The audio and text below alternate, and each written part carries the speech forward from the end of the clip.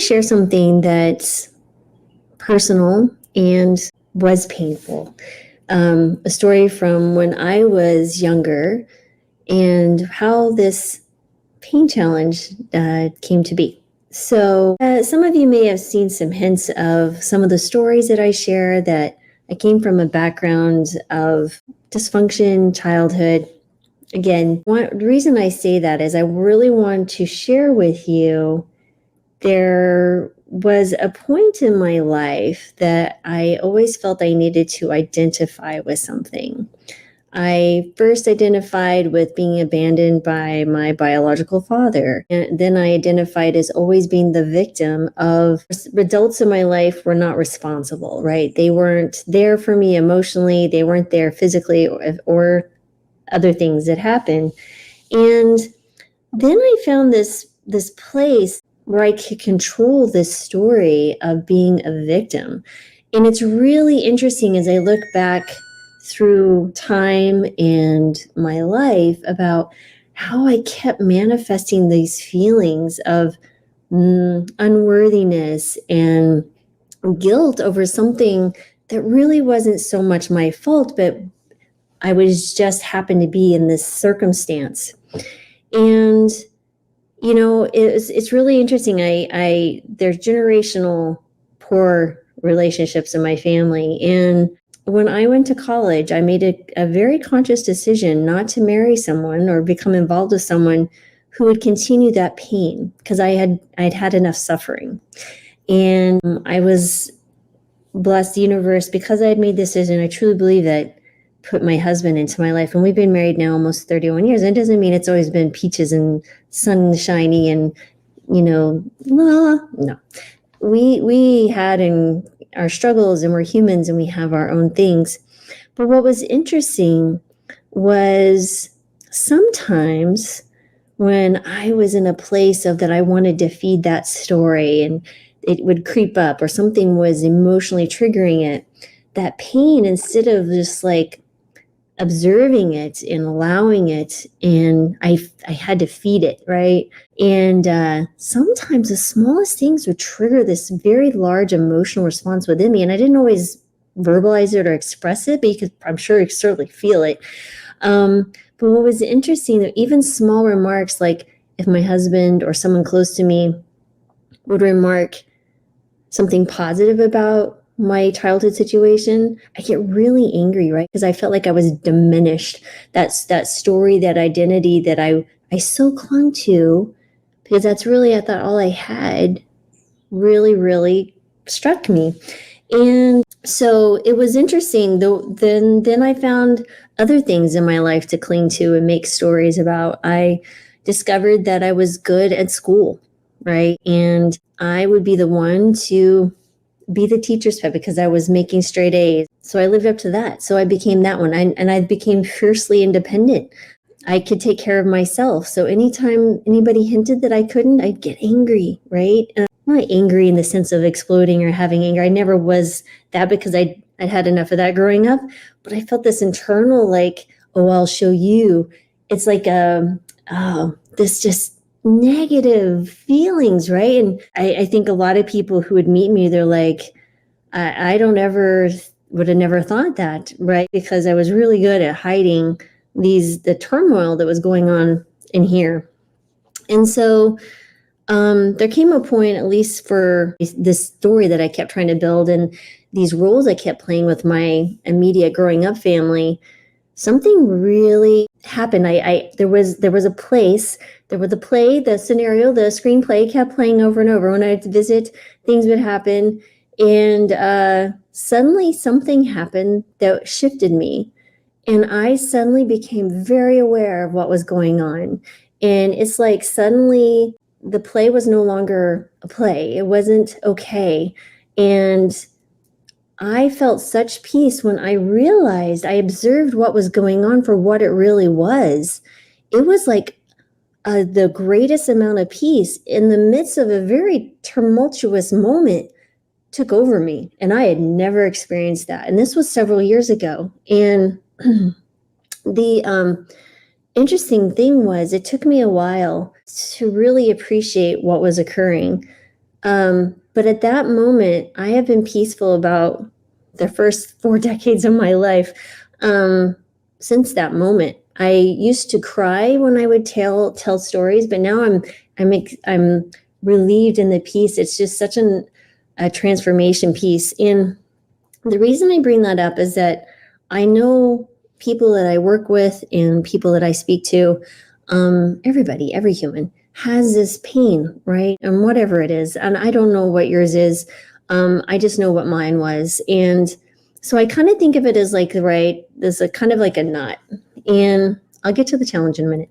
But if your life was like this and always hunky dory and just life just kept coming through, nice and smooth, I'm not sure we'd ever grow really as humans, but I know I wouldn't have. I wouldn't be the person I am today. I wouldn't have found the being within that I needed to find that was always there. The past has nothing to me now. For me, the past is just memories, because all I have is this current moment. But I wanted to highlight this maybe in more illustrative form is, now imagine if suddenly something happened and life got a little more difficult and you started having some knots kind of appearing. Yeah, that gets a little, now you can't just kind of cruise through that. The knot causes trouble, right? And sometimes you can jump over the knot and try to be around it, but the knot continues to show up in just some random places, right? This emotion, this trigger, things that just doesn't make sense, right? Like you may go back and go, why did that send me off so much? And you're just like, you're trying to understand. And it's just all these little knots, little things that have happened in your life. And they just keep getting reinforced because you just keep feeding them. And the knot just keeps getting, like, it just won't go away, right? The pain, the anxiety, the worry, the guilt, that I'm not good enough, I'm never happy, I'm the victim, I will continue to struggle. I don't know what your knot's telling you, but I know what that knot for me was telling me. It was telling me I wasn't good enough, right? It was telling me that life is just the way it is, Lori. This is your lot in life. There are others who have lovely families and are wanted, and well, you're just not going to be wanted. And I thought, man, I'm a nice person. Why can't I have that, right? So that's what my knot was telling me, and I continued to feed it every time I thought these thoughts, right? I was stoking the fire, so to speak, right? Same thing we do with anything in our lives. And so, I mean, as you can see, my knot was big. Sometimes people's knots are really big. Sometimes they're small little knots. But when you're trying to cruise through life and then suddenly something goes, oop, there's the knot again. Well, let's reinforce the knot, right? Until something happens that you become aware that the knot is an emotion, it's a thought, it's a set of stories that aren't anything but energy being fed by you or me, myself, until one time something happens and you decide, you know what? I'm done with this knot and I'm just going to cut through that knot. Now, it might be a little hard sometimes, and that knot sometimes will try to hang on, but you can cut through the knot. You can cut through the pain, the anxiety, the stress, and then the little knots get a lot easier. And you sometimes will laugh at yourself at some of the things you do, and then guess what? You're good again. And then when something happens and it tries to form a new knot, you're like, hold up, I see you're trying to form a knot. I'm going to let's not do that. Let's observe this. I appreciate that. So this is the beginning, this little knot. This is yarn, by the way, that I'm making a baby blanket for someone who's very dear to me. But I wanted to show you that the knot is all it is. And at the end, you can release the knot. Thank it for being in your life and allowing you to grow. And you transmute that pain into something so much more powerful and presence. So what is my pain cutting through the pain challenge? Well, I don't want it to be hard, but things that, of course, I talk about plant-based diets. And I thought, people really struggle sometimes. Sometimes we're so caught up in food, feeding emotions, and feeding stresses that people really struggle with the food. So I thought, you know what? Let's call this a cutting through for my challenge here, but also think of it as like food. I cut through, pun intended. Haha, I know it's not funny. But anyway, what I'd like to do is encourage everyone to take one meal a day. This is a challenge. Take one meal a day or one part of your meal, even if it's too much to do an entire meal, and make it one simple plant food. And in that simple plant food, and the less tantalizing for the taste buds, the better, I think. And then just set it there and eat it first by itself, without sauces, without any herbs, without any seasoning. Maybe it's a plain potato, maybe it's just white rice, maybe it's, I don't know, something that doesn't appease you or appeal to you in and of its form by itself. You think, oh, I have to have some sauces. Maybe it's just some black beans without seasonings, or I don't know, whatever it is for you. Just sit there with this one simple meal. And it could be just part of a meal, guys. Don't feel like I'm going to starve you. But if you could do this every day for a week, I would be curious to see what happens. But you're basically bringing mindfulness to this. But I want you to feel these emotions. Like, first of all, is this plain? So maybe the first emotions that you notice, or the thoughts you notice, like, well, this isn't going to be fun. Okay, now there's the first thing I want you to notice.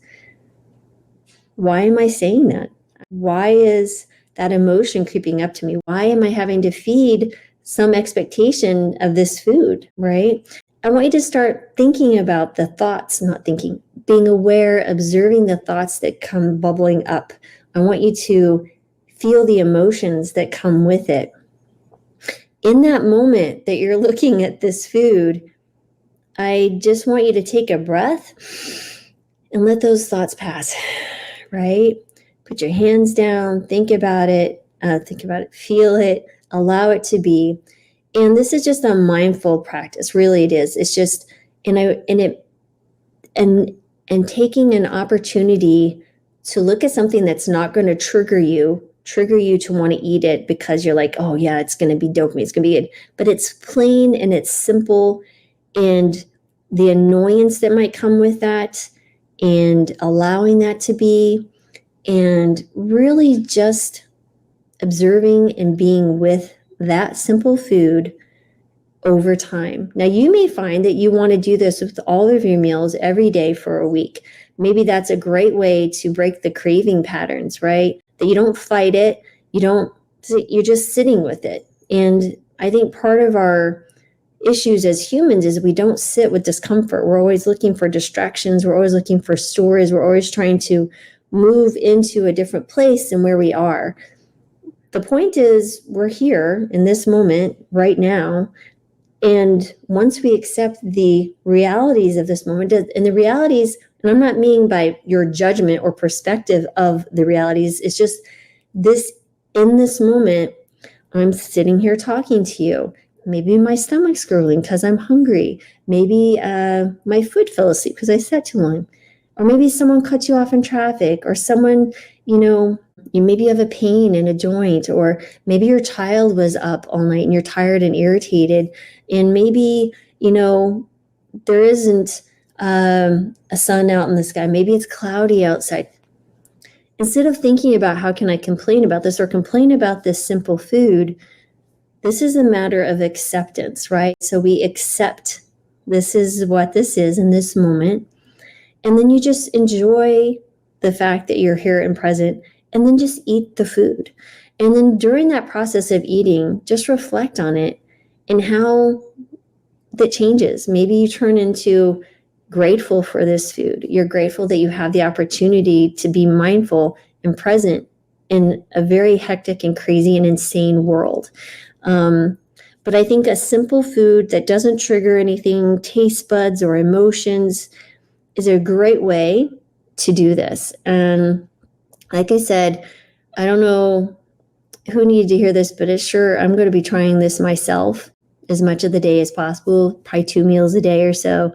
But so that is, I think it's cutting through the annoyance, the discomfort, the pain, of not being able to add sauces to something. You're just like, "Oh, I really want to have sauces. Man, this is annoying. I'm going to get the salt." Then you might actually be having negative thoughts to me. I don't know, but that's okay. But just sensing back instead of being caught up and stepping into the river of the thoughts and being carried downstream and dumped over the cliff. Step out of it, sit on the bank, and just allow. Just watch it. Just feel it. Yeah. Just be it. Be with it in that moment. And I promise it will pass. This too shall pass. As I always say, the only thing we can count on is change. It is constant in our lives. This moment will change. Moment, it'll just continue to change. So I don't know if that will resonate with you. I hope it works, but you guys have a great day. And thank you as always for being present with me and listening to the thing that came out of my mindful walk today was the pain challenge with this simple food. So give it a shot. Tell me what you think.